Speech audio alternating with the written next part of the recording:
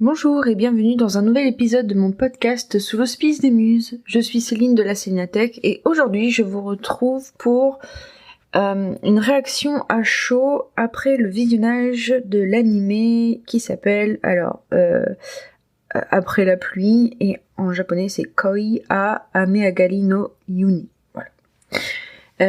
C'est un animé qui est sorti en 2018, si je me souviens bien. Parce qu'il me semble l'avoir vu dans les meilleurs animés de 2018 dans des classements que je regarde sur YouTube. Et le manga existe en 10 tomes et le dernier tome a été publié fin juin là de 2019. Voilà. Alors l'histoire c'est... je vous préviens, c'est comme d'habitude, hein, moi et les résumés c'est la cata, donc ne vous fiez pas à mes résumés. Mes résumés sont très sentimentaux. Alors donc c'est l'histoire de Akira Tachibana, qui est une adolescente de 17 ans qui travaille dans un restaurant familial au Japon. Et en fait, on comprend très vite qu'elle est amoureuse du gérant du restaurant qui s'appelle Masami Kondo, qui est un homme de 45 ans, divorcé et qui a un enfant qui s'appelle Yuto. Yuto, personnage adorable de l'animé, franchement si tous les enfants pouvaient être comme ça, ce serait génial. Bref. En fait, c'est vraiment au-delà de l'histoire, de la potentielle histoire d'amour qu'il y aurait entre cette jeune fille de 17 ans et cet homme de 45 ans, c'est, pour moi, c'est l'histoire de deux oiseaux à qui on a coupé les ailes. Parce que en fait, Akira était dans un club d'athlétisme au lycée et en fait, elle a vécu une blessure importante parce que, alors si je me souviens bien, j'ai cru comprendre, parce que vous savez, les animés japonais, c'est très dans la subtilité, dans les sous-entendus, dans tout ça. Donc apparemment, ce qu'elle a vécu comme blessure, c'est la rupture du tendon d'Achille. Ce qui fait que du coup elle est en rééducation, qu'elle n'arrive plus à courir, etc., etc. Et en fait, elle était considérée comme l'étoile montante du club d'athlétisme dans lequel elle était. Et apparemment, c'était vraiment... la course, c'était un peu tout pour elle. Et du coup, cette relation qu'elle a avec la course est symbolisée par son amie. Son amie qui s'appelle, je ne sais plus d'ailleurs, Haruka, je sais plus. Je vais regarder vite fait. En fait, je crois... Ah mince, les gens ne citent pas, parce que je suis sur... En fait, quand j'ai des animés ou des mangas qui me tiennent à cœur comme ça, moi tout de suite, le premier truc que je fais, c'est que je vais sur un site qui s'appelle Nautilion, je sais pas comment on dit, et je vais voir un peu ce que les gens en ont pensé, et voilà, je vais regarder les couvertures, tout ça. Bref. Et généralement, les gens citent le nom des personnages, mais là, il n'y a pas le nom de cette jeune fille qui était l'amie d'enfance. Enfin, c'est l'amie d'enfance de Akira, en fait. Et du coup, cette amie d'enfance symbolise tout ce que Akira a perdu en ne pouvant plus courir. Voilà, et à côté de ça, du coup, Masami Kondo, c'est, en fait, on l'apprend un peu plus tard, parce qu'au début, on est vraiment du point de vue de Akira, et puis plus ça avance, plus on entre plutôt dans le point de vue de Masami Kondo, pour moi, enfin d'après moi, et c'est peut-être parce qu'il me touche plus que Akira, mais en gros, lui, il a vécu toute sa vie pour la littérature. Il a un ami de la fac qui devient un écrivain connu et hors pair. Et en fait, lui, il a toujours, la promesse qu'il s'est fait à lui-même, c'est de toujours vivre avec la littérature. Sauf que du coup, ça lui a coûté son mariage et donc il entretient un rapport un peu compliqué avec l'écriture. Voilà.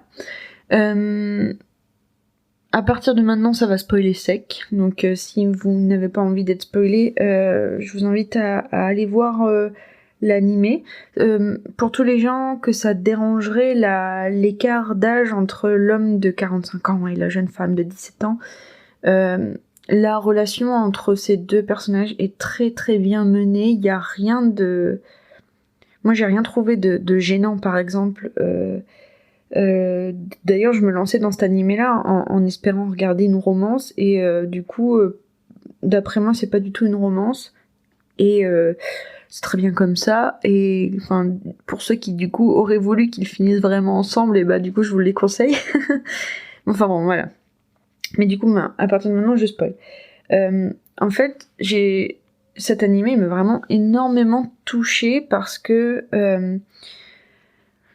à la base, je me disais, ah là là, c'est vachement... Enfin, devant une jeune fille de 17 ans tomber amoureuse d'un homme de 45 ans, comme ça, qui en plus est le gérant de l'endroit où elle travaille et tout, quelque part, ça m'a rappelé un peu les obsessions amoureuses que j'avais quand j'étais au lycée, justement, parce que, en fait, j'ai l'impression qu'au lycée, quand on décide qu'on est tombé amoureux, et je dis bien décider, hein, parce que du coup, d'après moi, enfin moi quand j'étais au lycée, vraiment, il y avait des moments où je savais que la relation serait à sens unique, mais je décidais quand même de tomber amoureuse pour ce que ça allait m'apporter en fait. Je savais que en face ce serait jamais réciproque, mais j'aimais tellement le sentiment d'amour et j'aimais tellement aussi le... En fait, quand j'étais au lycée, je pense que j'aimais le drame de l'amour à sens unique. Et du coup, je décidais de continuer dans mon obsession amoureuse, même en sublimant un peu des moments comme ça qui n'avaient rien à voir. Enfin, je veux dire, dans la tête du garçon, c'était jamais quelque chose d'amoureux, mais moi, je transformais ça en signe, en interprétation, enfin bon. Donc ouais, non. Du coup, je me suis beaucoup retrouvée là-dedans, et en fait, quand on comprend à quel point elle se raccroche à ça pour avancer et pour se remettre un peu de sa blessure et tout, je me dis que en fait c'est très touchant, c'est très beau sa manière d'aimer ce monsieur en fait, parce que en fait quelque part elle attend pas vraiment quelque chose de lui quoi, parce que du coup je veux dire lui il est vraiment très gêné, je pense que pour lui c'est très étrange cette déclaration d'amour, parce que du coup dès l'épisode 2 elle se déclare, il me semble, hein. Et du coup lui il se voit vraiment comme un homme insipide, un homme de 45 ans insipide. et la manière dont elle le... Même elle, hein, la manière dont elle le voit, elle le sublime, je pense, dans sa tête. Et du coup, je trouve que à la fois ça m'a gêné. Enfin, ça m'a gêné. C'est pas le bon terme, gêné, parce que moi je suis pas gênée. En fait, je m'en fiche de l'écart. Enfin, même si la première chose que j'ai fait, c'est calculer leur écart d'âge. Mais en vérité, je m'en fiche. C'est pas tellement ça, parce qu'en fait, les animés japonais, c'est très codifié, et du coup, la raison pour laquelle j'ai calculé leur écart d'âge, c'était pour savoir si l'animé allait les mettre ensemble ou pas. Parce que si vous voulez, dans un animé, les schémas sont tellement forts et reconnaissables que du coup vous savez qu'à partir du moment où ils ont plus de 15-20 ans d'écart, ils finiront pas ensemble. Bref, c'était la petite parenthèse hyper pragmatique. Mais du coup, à partir du moment où moi je savais que de toute façon ils allaient pas finir ensemble, j'ai trouvé ça intéressant de voir comment est-ce que cette jeune fille qui était complètement obsédée par son amour pour cette personne allait évoluer. Et le fait est que il est tellement, je trouve qu'il gère le personnage de Masami Kondo, il gère les choses de manière vraiment waouh. Enfin, franchement, je trouve que pour moi, c'est un des meilleurs personnages masculins d'animé que j'ai jamais vu, quoi. Parce que du coup, il est vraiment... il lui dit pas qu'elle est débile de l'aimer. Il lui dit... en plus, quand elle lui dit qu'elle est amoureuse de lui, il lui dit... en gros, il lui fait prendre conscience que du coup, il y a quand même des barrières sociales qui vont s'imposer à elle, et que du coup, ça va que voilà, que elle peut pas vivre une amourette pure et dure avec cet homme comme ça. Et ce que je trouve beau aussi, c'est qu'il lui explique que lui ne sera que lui, du fait de son âge, en fait, il est dans une perspective qui est tellement différente d'elle, et lui, il est tellement nostalgique de sa propre jeunesse qu'il lui explique qu'en gros, enfin, lui, ça marchera jamais, quoi. Donc bon, voilà, je sais pas si j'explique correctement comment il gère la situation, mais en tout cas, c'est hallucinant comment il gère ça super bien, et ça en est touchant, en fait, parce que lui-même est très touché par cette jeune fille, et on voit hein, qu'il... Franchement, je pense que... Enfin, il y a un passage dans l'animé où il la prend dans ses bras, et en fait, il y a tout un... On est dans sa tête, il y a une voix off, et sa voix off, en fait, dit des choses sur ce qui est en train de se passer, et c'est écrit... En fait, c'est comme s'il était en train d'écrire un roman par rapport à ce qui est en train de se passer. Et ce que sa voix off dit, c'est que ce serait bien trop frivole d'appeler ce sentiment amour. Et il dit aussi qu'il veut protéger cette jeune fille de l'anxiété qu'elle ressent, qu'elle semble ressentir constamment. Et du coup, déjà là, moi personnellement, enfin, mon petit cœur d'écrivain s'est mis à pleurer. C'était magnifique, vraiment. Tous les passages, enfin, moi j'aime beaucoup la littérature japonaise, et j'aime beaucoup parce que du coup, la littérature japonaise, c'est vraiment, pour moi, c'est ça, la poésie en prose, c'est ça, c'est la littérature japonaise. Ils ont tout compris, ils ont tout compris. Oh là là, ils ont tout compris. Non, ils ont tous les éléments qui me touchent moi et qui touchent ma fibre artistique. Et là, du coup, le fait d'avoir un personnage comme ça, écrivain, qui en plus de ça est intéressé par ce qu'ils appellent la littérature pure, entre gros guillemets, du coup, enfin, parce que nous en France, je pense qu'on n'appellerait pas ça comme ça parce que c'est vraiment, je pense que, enfin, c'est peut-être un peu l'équivalent de notre littérature blanche, mais je suis pas sûre. Enfin, bref. Et du coup, tous ces passages où il y a des phrases qui lui viennent comme ça par fulgurance par rapport à ce qu'il est en train de vivre, c'est extraordinaire. Peut-être que j'utilise des mots un peu forts, mais je vous dis, c'est une réaction à chaud. Là, je viens juste de terminer le dernier épisode. Et du coup, ça, je trouve que, tout ce que j'aurais pu trouver glauque est mis en beauté par la justesse avec laquelle on est dans la tête des personnages, voilà. Et du coup, donc, dans ce que j'ai trouvé aussi extraordinaire, ce qui m'a touchée, j'utilise des mots forts, hein, quand je fais des réactions à chaud, alors là, moi, je ne suis que superlatif, je ne suis que très et beaucoup. Enfin bref, et en fait, ce que j'ai particulièrement aimé, c'est le fait qu'il ressente énormément de gratitude envers cette fille de 17 ans qui tombe amoureuse de lui, parce que vraiment, c'est le gars, il s'était mis lui-même au placard alors qu'il a 45 ans. Enfin, je veux dire, moi je vois pas en quoi 45 ans, parce que il passe son temps à dire que c'est un vieil homme sans espoir et sans avenir.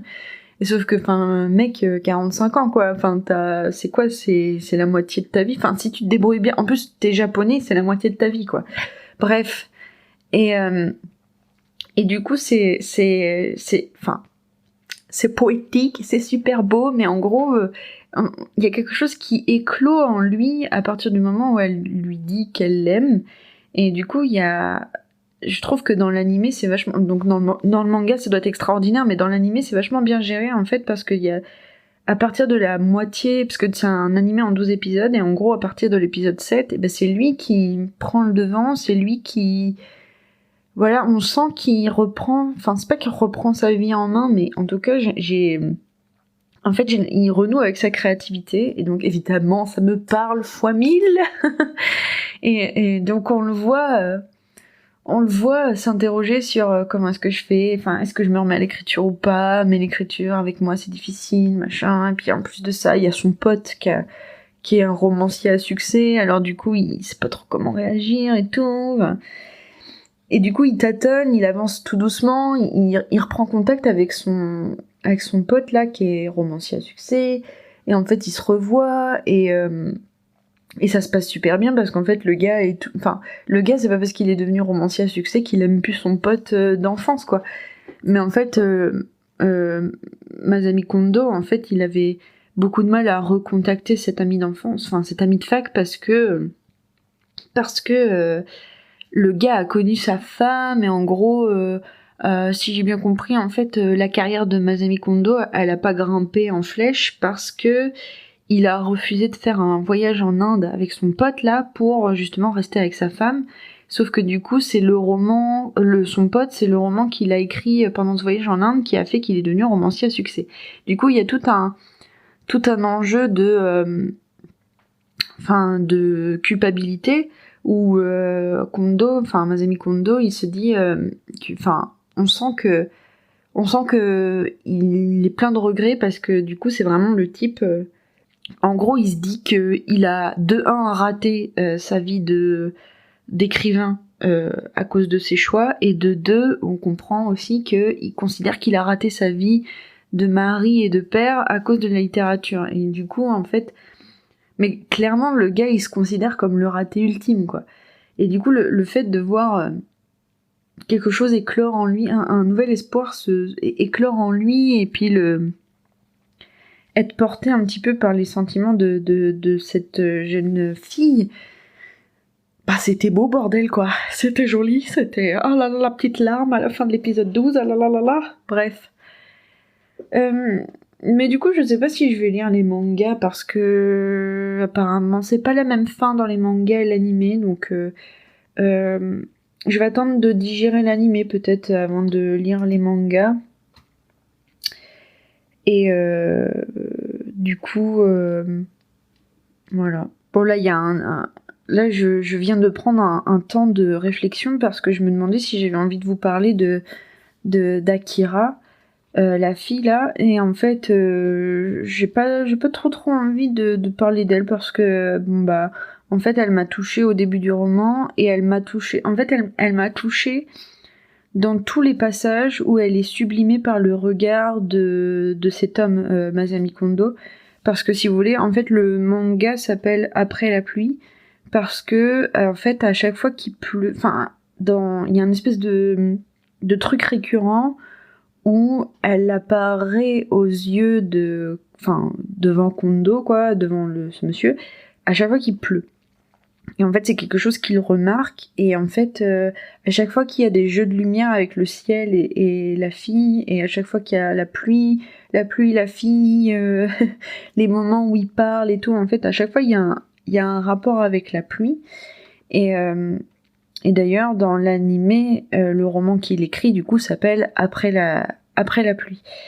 Et du coup, je réfléchissais à ce qui m'avait parlé dans l'histoire de Akira, et je me rends compte que du coup, la pauvre, elle m'a touchée que dans les moments où elle a un impact sur la vie de Masami Kondo. Donc en fait, clairement, je me suis plus focalisée sur lui que elle. Mais en tout cas.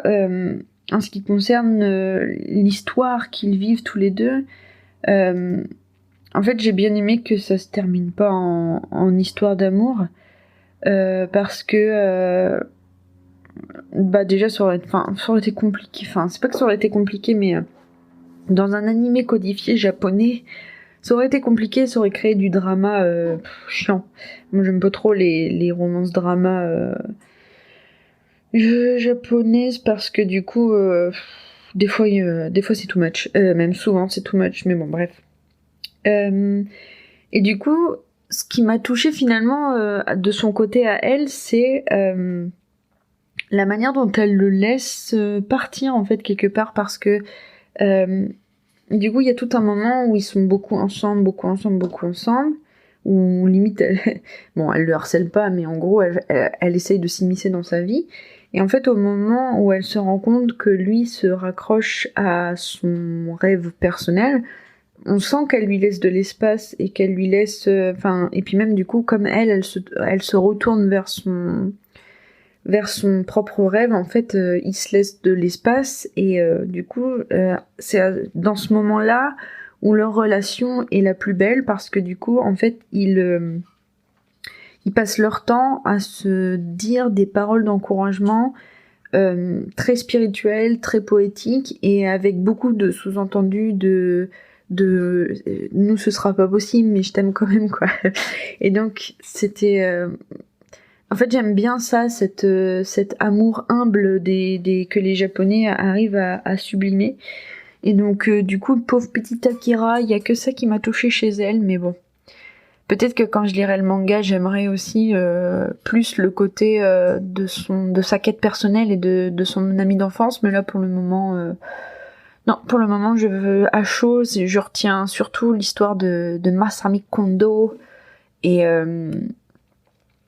voilà. Et j'espère qu'à 45 ans, hein, je serai comme lui à faire du café dans une belle cafetière italienne, et à avoir une pièce qui sera une pièce dans ma maison qui sera remplie de bouquins et de feuilles griffonnées. Voilà.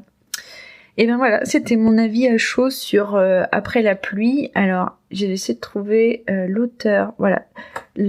Après la pluie, le manga est écrit et dessiné par Mayuzuki Jun. Voilà. Donc, je vous le recommande chaudement. Ouais, voilà, je vous le recommande chaudement, et puis vous m'en direz des nouvelles. Allez. Et ben, d'ici à la prochaine fois, je vous souhaite de réaliser vos rêves et prendre soin de vous. Et voilà, allez, ciao!